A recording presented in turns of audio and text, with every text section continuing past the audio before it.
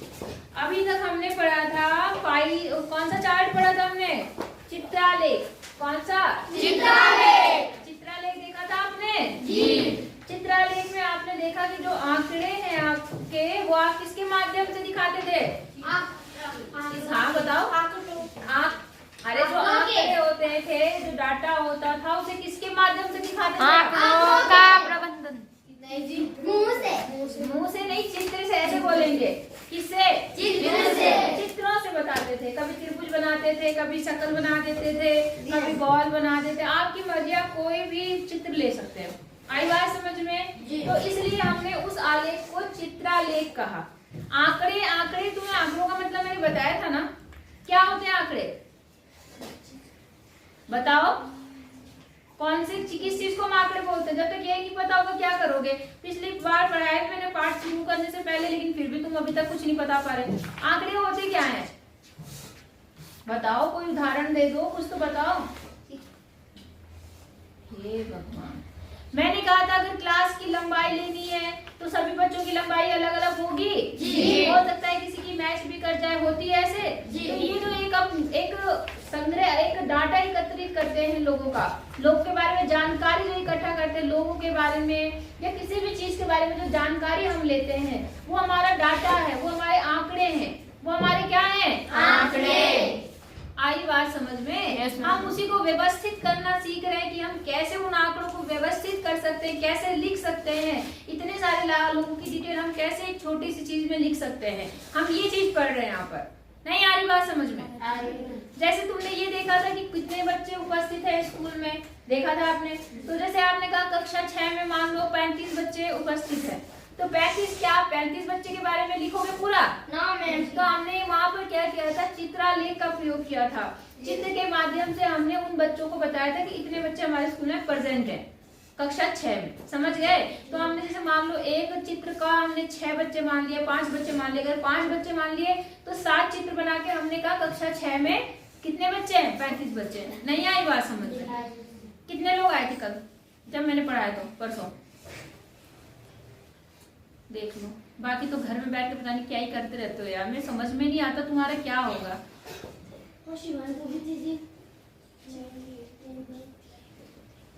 आई बात समझ में? आंकड़े समझ में आए नहीं आए? तो आंकड़ों को हम प्रबंधन कर रहे हैं, उन्हें लिखने का तरीका ढूंढ रहे। तो पहला तरीका था चित्रालेख। कौन सा तरीका था? चित्रालेख। अब हम दूसरा जो पढ़ेंगे वो है आपका दंडालेख। क्या है? दंडालेख। दंड आलेख। दंड मतलब क्या होता है? बताओ, किसी को पता है दंड का मतलब है? नहीं पता? सजा देना। सजा देना? हाँ, वो दंड होता है। दंड में दंड किसके माध्यम से दिया जाता है? टीचरों से। और टीचर कैसे देता है दंड? जब काम किस चीज से देता है? डंडे से। डंडे से मारता है? जी। तुम्हारे को तो मैंने मारा नहीं, बहुत दिन हो गए, तभी तुम बिगड़ गए सारे के सारे, है ना? डंडे से मारता है। तो अब यहाँ पर इस दंडालेख को डंडे जैसा समझो। डंडा कैसा होता है? सीधा। आलेख होगा वो ऐसे डंडों की तरह होगा, ऐसे ऐसे ऐसे ऐसे ऐसे ऐसे ऐसे। आई बात समझ में? इसलिए इस आलेख को हम लोग दंडालेख कहते हैं। क्या बोलते हैं? दंडालेख। समझ में आया दंडालेख का मतलब? जी। इसमें किसके माध्यम से? एक दंडों के माध्यम से। दंड मतलब ऐसे स्तंभों के माध्यम से आप चीजों को बताएंगे। ठीक है कि नहीं? मैम जी, हाँ, डंडा तो टेढ़ा मेढ़ा रहता है जी। है ना? तो हम यहाँ सीधे डंडे की बात करेंगे, हम टेढ़े मेढ़े डंडे की बात करेंगे।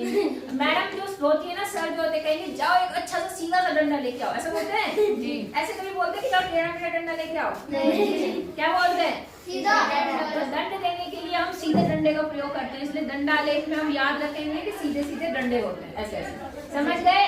नहीं समझे? अच्छा, अब जैसे बेटा यहाँ देखो कुछ चीजें दिखा रहा है।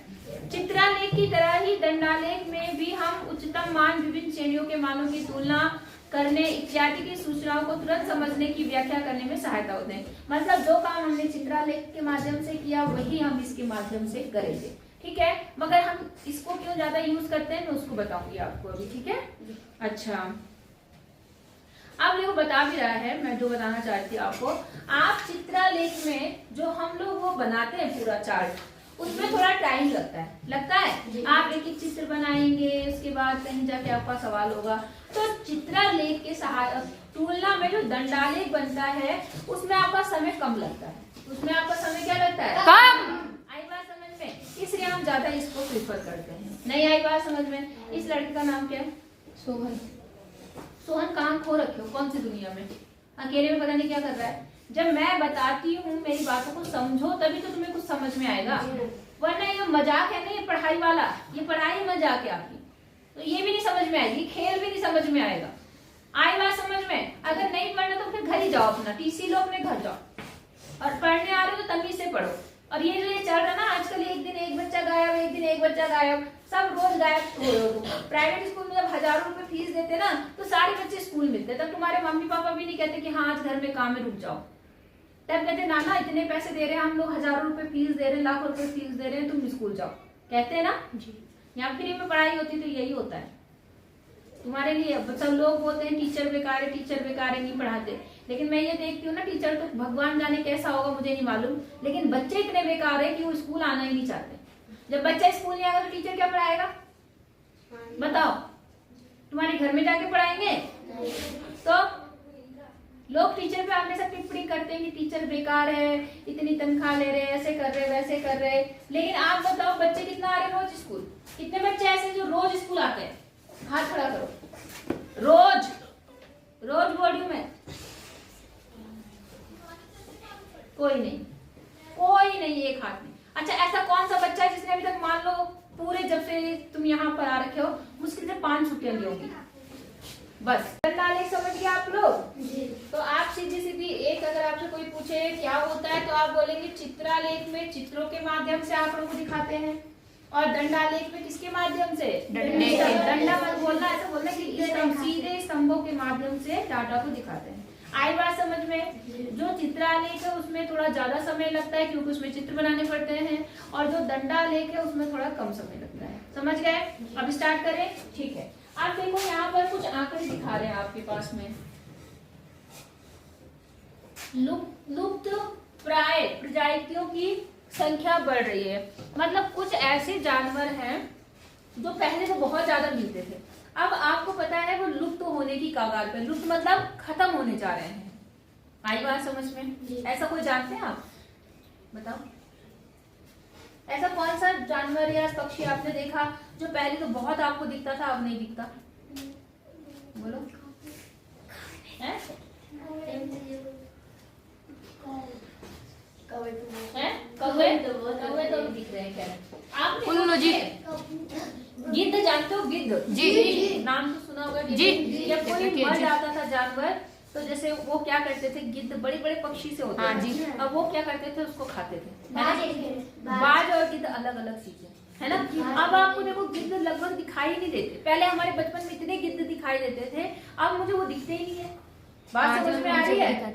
तो वो एक तो गिद्ध जैसे हो गए, और जैसे आपके और भी बहुत सारे, जैसे आपके बाघ भी कम हो रहे हैं, है ना? ऐसे आपके हैं भालू भी कमी हो गए हैं। नहीं जी मैं बहुत है चकोल जी में ना, अभी कमी इनकी कमी नहीं है, अभी काफी है ना? अच्छा गौरैया जानते हैं? गौरैया जी आपने देखा वो इतनी इतनी सी पक्षी होती है, पहले तो वो बहुत दिखती थी लेकिन अब वो दिखना बंद हो गई है। गौरैया भी मैं देखती हूँ कि मुझे आजकल बहुत कम दिखाई दे रही है। अगर इनका संरक्षण नहीं करा गया, इनको बचाया नहीं गया तो एक टाइम ऐसा आएगा ये भी आपके खत्म हो जाएंगे। आई बात समझ में? तो ऐसे बहुत सारे हैं पक्षी, यहाँ पर पशु पक्षी और भी बहुत सारी चीजें हैं। तो यहाँ पर देखो आपको कुछ दिखाया जा रहा है। उभयचर पता है आपको कौन होते हैं? जो साइंस में पढ़ा होगा तुमने, जो जमीन में भी चलते हैं और पानी में भी चलते हैं, है ना? ये बोलते हैं उभयचर, जो जमीन पे भी रह लेते हैं और मगरमच्छ पानी में भी रहता है और जमीन में भी रहता है। मेढक, सांप बहुत सारे सांप भी होते हैं, और मगरमच्छ। हाँ मगरमच्छ तो मैंने बोल दिया, ठीक है ना? चलो एक होता है बेटा सरीसृप। सरीसृप जानते हैं क्या होता है? जो रेंग के चलते हैं, सरीसृप जो रेंग के चलते हैं, जैसे सांप हो गया आपका, जोंक हो गया, है ना? हाँ ठीक है ना? फिर है यहाँ पे पक्षी के बारे में आप जानते हैं, कीड़ों के बारे में भी जानते हैं, मछली और अन्य भी बहुत जानते हैं आप। मोलस्क मोलस्क वर्गीय होते हैं, घोंगा होता है। घोंगा जानते हैं आप? कभी नदी या समुद्र के किनारे, समुद्र नहीं सॉरी, नाले नूले के किनारे में रहते हैं, वैसे गोल गोल से रहते, शंख की तरह, उन्हें बोलते हैं बेटा, है ना, वो होते हैं मोलस्क। और है उभयचर, मैंने आपको स्तनधारी कौन से होते हैं जो अपने बच्चों को दूध पिलाते हैं। आई बात समझ, स्तनधारी कौन होते हैं? जो अपने बच्चों को दूध पिलाते हैं। आई बात, जैसे गाय हो गई, बैल हो गई, इंसान हो गया, तो हम सब ये स्तनधारी हैं। जो अपने बच्चों को दूध नहीं पिलाते, जैसे चिड़िया है, चिड़िया का बच्चा होगा तो उसके बाद वो सीधे उसे क्या करेगी, खोड़े छोटे कीड़े कूड़े ला के खिलाएगी। दूध पिलाती है तो वो स्तनधारी नहीं। समझ गए? साइंस में पढ़ लिया हमने। अब देखो यहाँ पे बता रहा है 2007 में ये जितने भी प्रजाति, इनमें से बहुत सारे 7,851 प्रजातियां क्या हो गई थी, बढ़ी है। मतलब जो लुप्त हो गई थी वो बढ़ गई। जैसे उनका संरक्षण शुरू कर दिया, उनका बचाव शुरू कर दिया, तो 2007 में जो उनकी संख्या बढ़ी वो 7,851 बढ़ी। बात समझ में आ गई? फिर 2010 में देखा 9,000 करीब हो गई। फिर आपका 2013 में लगभग 11,000 बढ़ गई, और फिर 2016 में 12,000 करीब, और 19 में 14,000 करीब, 22 में लगभग 17,000, 16,900 करीब वो बढ़ी। मतलब उनका आपने बचाव शुरू कर दिया है। आई बात समझ में? तो यहाँ आप देख रहे हैं ऐसे सीधे सीधे स्तंभ बना रखे, दिखा रहा है आपका स्तंभ जी। इनके माध्यम से आपने यहाँ पर इस आंकड़े को दिखा रखा, तो इसी को हम बोलते हैं दंडाले। इसको ही क्या बोलते हैं? दंडाले। आगे चले, अब देखो कक्षा 1 2 3 4 5 6 7 8 दिख रहा है आपको? विद्यार्थियों की संख्या बता रखी है 3 5 4, ये सारे दिखा रखे आपको 2 0 1 5 7। मतलब ये वो बच्चे हैं जो क्लास में एब्सेंट थे किसी के, जैसे आज तुम्हारी क्लास में कितने एब्सेंट थे, ऐसे वाला। बात समझ में आ गई या नहीं आई? अच्छा, अब देखो, अब इनको इन्होंने दंडाले की माध्यम से देखो यहाँ पे दिखाया। कैसे दिखाते बेटा, ध्यान से देखो, बना के दिखा दो। जैसे आपने कहा आंकड़े क्या है, देखो 1 में कितने हैं 3, 2 में कितने हैं 5, 3 में कितने हैं 4, कक्षा 4 में कितने हैं 2, 5 में कितने हैं 0, और 6 में कितने हैं 7 में कितने हैं 5, और 8 में 7। इतने बच्चे अनुपस्थित हैं। तो आप क्या काम करेंगे बेटा, आप इसको भी वैसे ही बनाएंगे जैसे आपने चित्रालय के लिए वो बनाया थे। अब यहाँ पर ऐसे बनाना है, ऐसे जी बना देंगे जैसे कल बताया था। यहाँ लिखेंगे कक्षा, पहली कक्षा, दूसरी कक्षा, फिर तीसरी कक्षा, फिर चौथी कक्षा, फिर पांचवी कक्षा, फिर छठी कक्षा, फिर सातवीं कक्षा, फिर आठवीं। आई बात समझ में? और यहाँ लिखेंगे अनुपस्थित विद्यार्थी। क्या लिखेंगे? अनुपस्थित विद्यार्थी। अनुपस्थित विद्यार्थी मतलब जो भी आपके पास में वहाँ पे डाटा होगा यहाँ पे लिखेंगे। अब जैसे मान लो यहाँ पर कितने तक है मैक्सिमम, देखो 7 तक है। कितने तक है? 7 में 1 से स्टार्ट करती है, तो 0 होता है 1 2 3 4 5 6 7। ठीक है, बना दिया। अब देखो जैसे मान लो कक्षा 1 की बात करते हैं, कक्षा 1 में कितने हैं? 3। तो आप कक्षा 1 देखो और यहाँ ऊपर 3 तक देखो। 3 कहाँ है? यहाँ। तो इसको आप ऐसे करते, ऐसे ऐसे बना दो। ये कक्षा 1 में बन गया बच्चे। कक्षा 1 में कितने बच्चे हो गए? 3 अनुपस्थित। फिर कौन सा है? 2 में कितने हैं? 5। मैं ऊपर कितने तक ले जाऊंगी? 5। ये 5 यहाँ तक है जी। ऐसे बराबर बराबर मोटाई की बनाने हैं आपको, ऐसे।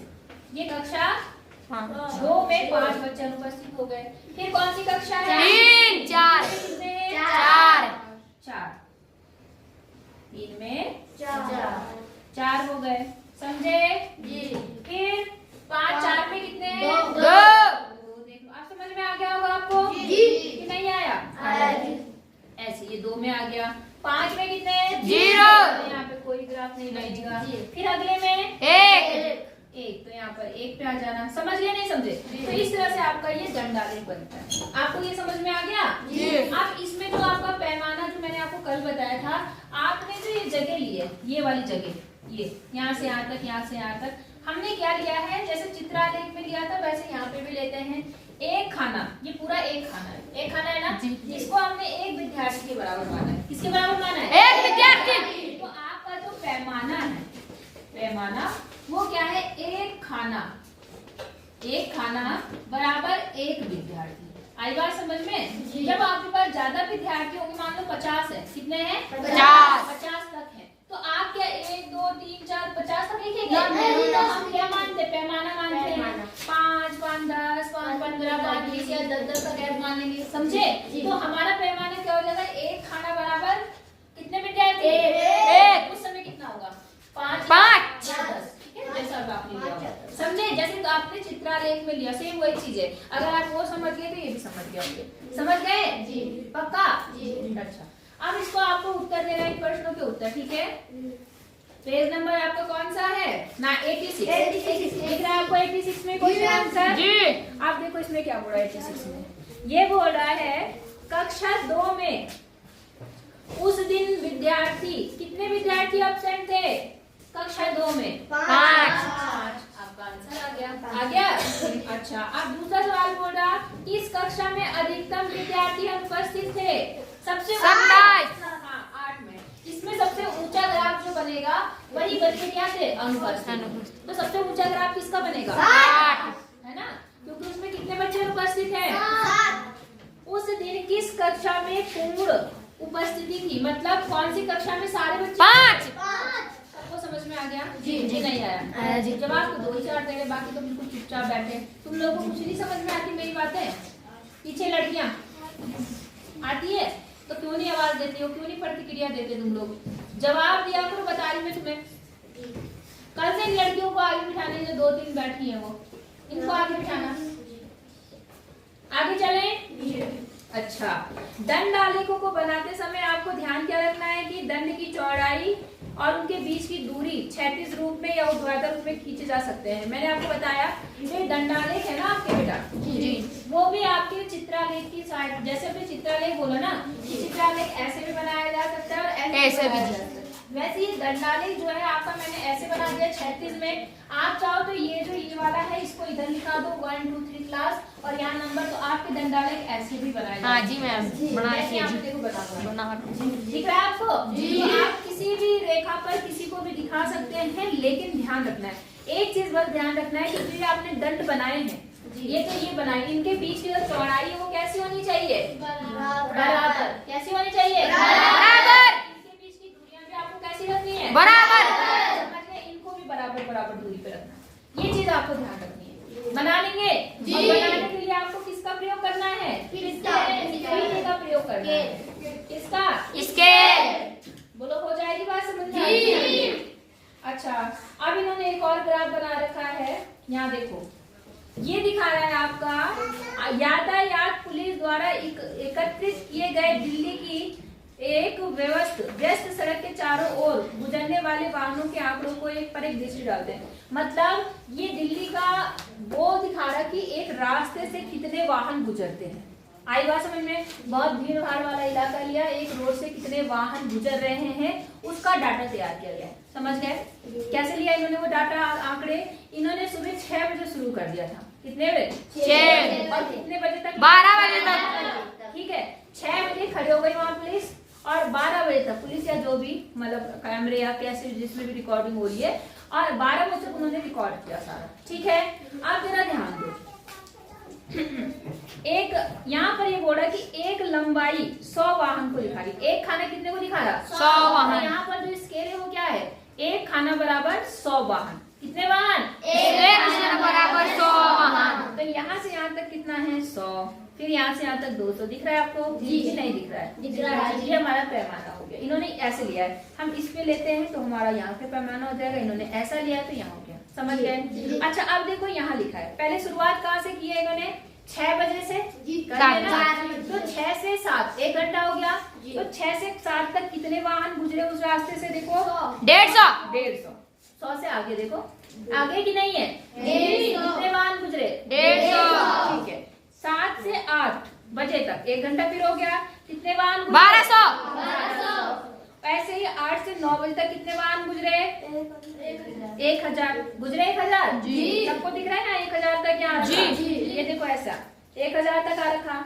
अच्छा, उसके बाद में 9 से 10 बजे तक कितने वाहन? 800। और 10 से 11 बजे 700।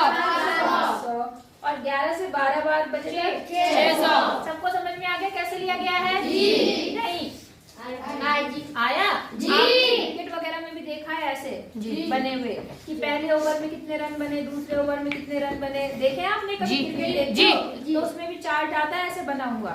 एक ना आपसे और ध्यान देना उस पे, ठीक है? इतनी बात आपको समझ में आ गई? जी। नहीं?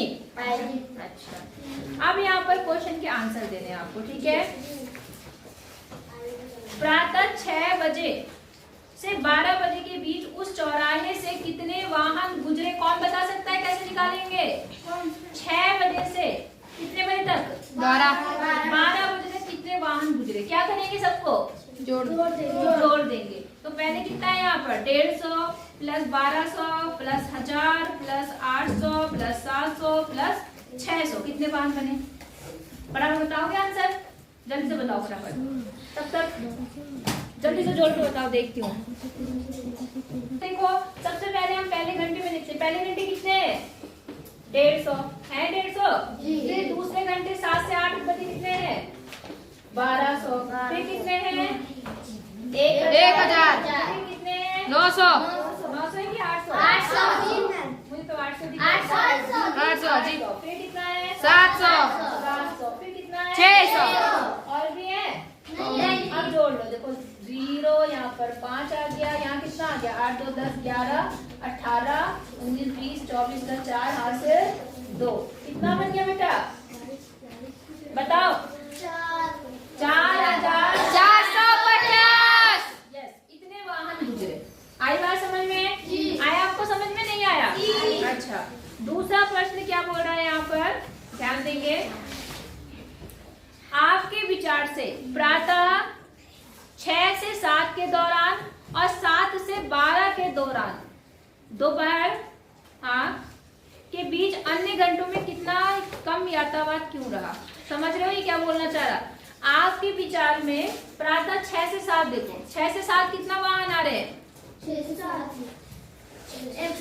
150। और 7 बजे से लेकर 12 बजे तक देखो, 7 बजे से लेकर 12 बजे तक। बात समझ में आ गई? तो किस टाइम ट्रैफिक कम था? 6 से 7 सुबह, है ना? तो ये आपसे पूछ रहा है कि इतना यातायात कम क्यों रहा? बताओ मुझे। सुबह हाँ बिल्कुल, क्योंकि ये बिल्कुल प्रातः काल का टाइम होता है, सुबह का टाइम होता है 6 से 7। तो 6 से 7 बजे तक बहुत कम लोग अपने घर से निकलते हैं, वही निकलते हैं जिनको बहुत दूर जाना होता है। आई बात समझ में? और ज्यादातर जो स्कूल के बच्चे हैं, जो ऑफिस के बच्चे हैं, या जो अपने काम पे जा रहे हैं, जो अपनी दुकान पे जा रहे हैं, जितने भी काम करने जाते हैं वो अक्सर क्या होता है 7 बजे के बाद ही घर से निकलते हैं। ज्यादातर होता नहीं होता?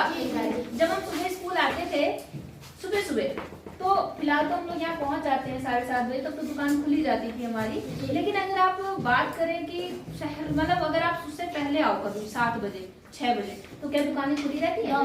क्यों? है ना? तो यही है, क्योंकि सुबह आदमी अपने काम पर नहीं निकला होता, बस वही लोग निकलते हैं जिनका बहुत अर्जेंट काम होता है। किसी को अचानक कहीं जाना पड़ा या किसी को कहीं दूर जाना पड़ा, इसलिए सुबह ट्रैफिक क्या होगा? कम। और बाद में क्योंकि सभी लोग अपने अपने काम पर निकलते हैं, कोई बाजार जा रहा है, कोई स्कूल जा रहा, कोई कॉलेज जा रहा, कोई पढ़ने जा रहा, कोई पढ़ाने जा रहा, कोई अपने ऑफिस जा रहा, है ना, कोई अपनी दुकान खोलने, तो इसलिए उस टाइम पे ट्रैफिक क्या होगा? ज्यादा। समझ गए कि नहीं समझे? कब होगा ज्यादा? बताओ। जब 7 बजे से बाद। 7 बजे के बाद। आगे देखें। आपके विचार में प्रातः 7 और 8 के बीच यातायात अधिकतम रहा। आपको दिख रहा है 7 से 8 के बीच कितना रहा यातायात? कितनी गाड़ियां गुजरी? 12,000 है ना? 12,000 है कि 1200 है? 1200 है ना? तो वो आपसे पूछ रहा है कि इस टाइम जो आपका यातायात है वो अधिकतम है अधिकतम? ऐसा क्यों बताओ मुझे? क्योंकि ज्यादातर लोग उसी टाइम अपने घर से निकलते हैं। क्यों? स्कूल वाले बच्चों का टाइम भी वही होता है 7 से 8। 7 से 8 है ना जी? हाँ 7 से 8। अब देखो अगर आपका स्कूल का टाइम है तो आपको अपने स्कूल कितने बजे तक पहुंचना होता है? 7:45 बजे तक। अब तो टाइम चेंज हो गया, लेकिन ज्यादातर आपको कितने बजे तक निकलना पड़ता है? पौने 8 बजे तक। तो आप क्या करेंगे, जाहिर सी बात है 7 बजे तक घर से निकलेंगे, है ना। किसी को अगर बस से जाना है, दूर जाना है अपने स्कूल के लिए, तो वो भी ज्यादातर किस टाइम पे 7 से 8 के बीच ही निकलेगा, है ना। ऑफिस वाले भी अपनी दुकान खोलने के लिए बहुत सारे लोग इसी टाइम पे निकलेंगे। तो क्योंकि उस टाइम ज्यादा लोग घर से बाहर निकलते हैं अपने काम के लिए, इस समय इसलिए उस टाइम पे यातायात क्या है, अधिकतम होता है। बात समझ में आ गई। ऑफिस वालों को भी अपने ऑफिस पहुंचने के लिए क्या होना पड़ता है, अब ऑफिस ज्यादातर ऐसा थोड़ा है बिल्कुल घर के पास है, दूरी होते हैं, तो 1 घंटा 2 घंटा जाने में लगता है, इसलिए ज्यादातर लोग 7 से 8 के बीच ही अपने घर से निकलते हैं, इसलिए वहां पर ट्रैफिक उस टाइम क्या है, ज्यादा है। आई बात समझ में जी कि नहीं। अगला सवाल क्या है बेटा, पढ़ो। हाँ, आपके विचार से प्रातः 8 से 12 तक। अब देखो 8 से 12 बजे तक ट्रैफिक जो है वो क्या हो रहा है, कम हो रहा है, कम हो रहा है, नहीं हो रहा है जी। ऐसा क्यों हो रहा होगा बताओ। 8 से 12 बजे तक अब ट्रैफिक धीरे धीरे कम हो रहा है, क्यों। पुलिस की जवान ज्यादातर लोग अपने अपने घर अपने जहां उन्हें पहुंचना है पहुंच चुके होंगे। जिनका बहुत दूर में मतलब देर में जाना है, जिनको 10 बजे करीब जाना है वही निकलते होंगे, या जिनको कहीं दूर किसी के घर जाना है, कहीं और जाना है, दुकान खोलनी है, वही लोग अब निकलते हैं। तो ज्यादातर भीड़ आपको पता है बच्चों की ज्यादा होती है, स्कूल कॉलेज, और ज्यादातर भीड़ किनकी होती है, बच्चों की, स्कूल वाले बच्चों की, ऑफिस वाले लोगों की, है ना, इनकी ज्यादा भीड़ होती है नहीं होती है। तो इसमें आप देखेंगे जहाँ जगह जगह आप शहरों में देखो, जगह जगह बच्चे खड़े रहते हैं, तो अपनी बस का इंतजार करते रहते हैं, कोई जा रहा होता है नहीं होता। तो इसलिए उस टाइम पे ज्यादा भीड़ होती है। ऑफिस वाले भी सुबह सुबह निकलते हैं, लेकिन जैसे ही ये सारी भीड़ चली गई अपने अपने स्थान पर, बच्चे अपने स्कूल पहुंच गए, लोग अपने ऑफिस पहुंच गए, तो कौन से लोग बचे, वो लोग बचे जिनका ऑफिस लेट खुलता है, या जो अपनी दुकानें लेट खोलते हैं, या जो कहीं घूमने बाहर बाजार जा रहे हैं, है ना, वो है। अब वो भी निकल जाते हैं 10 बजे तक वही पहुंच जाते हैं। फिर 11-12 बजे तक क्या होता है, थोड़ा धूप भी होने लगती है, तो लोग क्या सोचते हैं कि अब शाम को जाएंगे, ऐसा सोचते हैं। तो दिन में धीरे धीरे क्या होता है, आपका ट्रैफिक क्या होने लगता है, कम होता है। और फिर ट्रैफिक कब बढ़ेगा, सुबह शाम 1 बजेगा। एक तो जब छुट्टी होगी आपकी स्कूल की, कॉलेज की, ऑफिस की, जब सवारियां है ना, तो तब बढ़ेगा ट्रैफिक। नहीं समझे, समझ गए जी। कितने लोग समझे जी, मेरी बातें तुम्हें समझ में आती है जी। मुझे पता नहीं क्यों लगता है कि तुम मेरी बात ही नहीं समझते हैं। चलो ठीक है, इतनी बात समझ में आ गई आपको, तो आपने आइए पता लगाए कर लिया, उत्तर आप लिख लेंगे जी। बेटा साथ साथ काम करना शुरू कर दो, अगर काम छूटेगा तो फिर पीटूंगी। दूसरे को उत्तर क्या है, दूसरे का उत्तर बता तो दिया मैंने आपको। सुबह 6 बजे से 7 बजे तक क्या होता है, ट्रैफिक क्या होता है, कम रहता है। क्यों रहता है कम, क्योंकि उस टाइम अधिकतर लोग अपने घरों में ही रहते हैं। उस समय तक लोग अपने घरों में केवल तैयारी कर रहे होते हैं निकलने की, बच्चे तैयार हो रहे होते हैं, मम्मी पापा जो ऑफिस वाले हैं वो भी कोई खाना बना रहा होता है, कोई अपनी पैकिंग कर रहा होता है, मतलब उस टाइम लोग अपनी तैयारी में लगे होते हैं निकलने की। अभी वो निकले नहीं होते, इसलिए उस समय ट्रैफिक क्या होता है, कम। उस समय केवल वो लोग निकलते हैं जिनको बहुत दूर जाना होता है, या जिनको बहुत ज्यादा आवश्यक कोई काम है वही निकलते हैं, वरना इस टाइम तक सुबह से घर में से कोई नहीं निकलता। आई बात समझ में जी। इसलिए ट्रैफिक क्या है जी, कम। अपनी भाषा में लिखो, नहीं आई बात समझ में, चले आगे। अच्छा अगला देख लो, यहाँ पर बोल रहा है, एक और उदाहरण दे रहा है, दिख रहा है आपको। भारत की जनसंख्या करोड़ों में, देखो 1951 में, दिख रहा है आपको 1951 नीचे लिखा हुआ जी। उस समय भारत की जनसंख्या कितनी थी, देखो 36 करोड़। कितनी थी, 36 करोड़। फिर 61 में 10 साल बाद जनसंख्या 44 करोड़ हो गई। कितनी हो गई, 44 करोड़। फिर 71 में जनसंख्या 54 करोड़ हो गई। कितनी हो गई, 54 करोड़। और 81 में जनसंख्या 68 करोड़ हो गई, दिख रही है आपको जी। 2091 में जनसंख्या कितनी हो गई, 84। और 2001 में जनसंख्या हो गई 102 करोड़। और आज 2025 में जनसंख्या कितनी हो गई, लगभग 140 करोड़।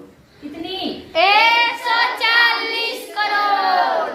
समझे, नहीं समझे, समझ गए। तो इतनी जनसंख्या बढ़ गई हमारी, है ना जी। आगे पढ़ो इसमें सवाल में।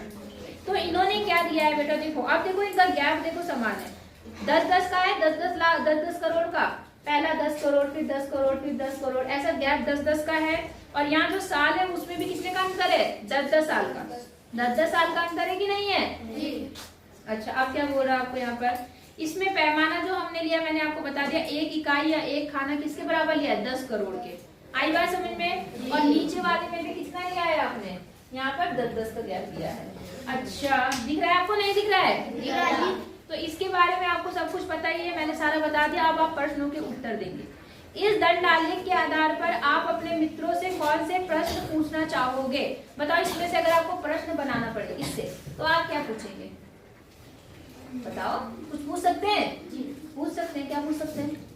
कौन से साल देश की जनसंख्या सबसे अधिक है? इसके अनुसार सबसे अधिक कब है? 2025। अरे यहाँ इसके अनुसार 2001। 2001। देश की जनसंख्या कब सबसे कम है? 1951 है ना? ऐसे बात समझ में आ गई आपको कि नहीं? अच्छा, आप ये भी पूछ सकते हैं कि किस साल जनसंख्या में वृद्धि ज्यादा हुई? किन 10 सालों में जनसंख्या में वृद्धि ज्यादा हुई? अब देखो यहाँ पर इनका अंतर कितना है? लगभग 9 करोड़ का अंतर है। कितने का है? 9 करोड़। 9 का तो है कि 8 का है? जी 8 का है जी। 8 करोड़ का अंतर यहाँ पे आ गया। इसमें देखो 11 इसमें कितने का? यहाँ पर कितने करोड़ का अंतर है? 8 करोड़। 6 और 4 10 करोड़ का अंतर यहाँ पर आ गया। इन दोनों में अंतर कितने का आ गया यहाँ पर? 6 और 8 12 13 14 करोड़ का अंतर यहाँ पे आ गया। यहाँ पर जो कितने का अंतर आ गया? 68 से कितना हो गया यहाँ पर? 16 करोड़ का अंतर यहाँ पर आ गया। और यहाँ से यहाँ तक के बीच में, कहाँ से यहाँ तक? 28 करोड़ का आ गया।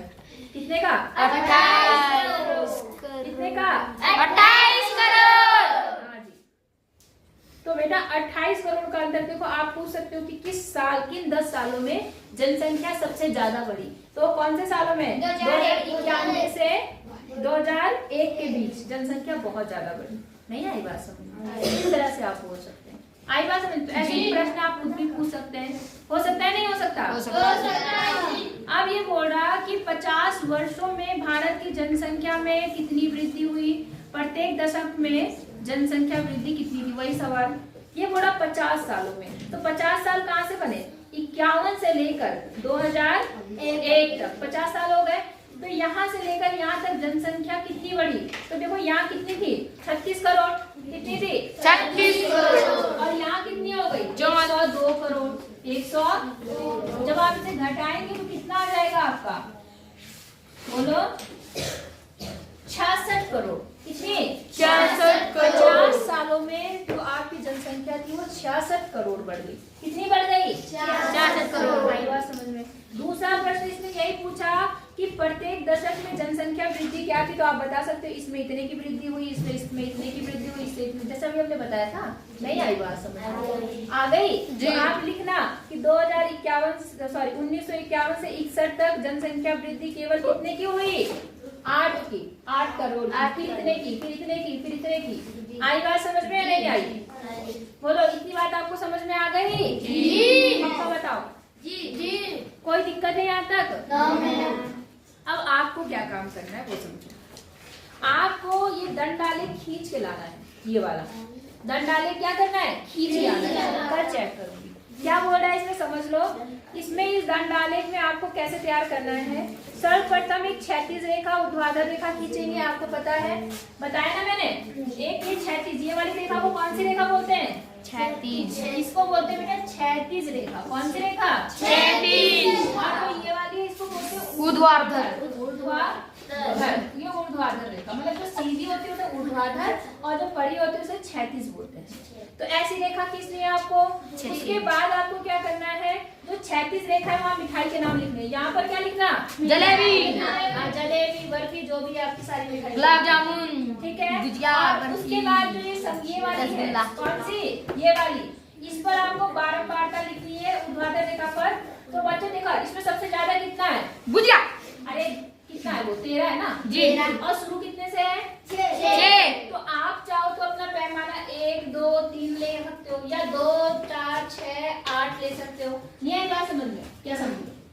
जो हम पैमाना लेते हैं वो कितना ले सकते हैं यहाँ पर? चाहे तो एक का गैप ले सकते हैं, और चाहे 5 कितने का? 5 बहुत ज्यादा हो जाएगा, है ना?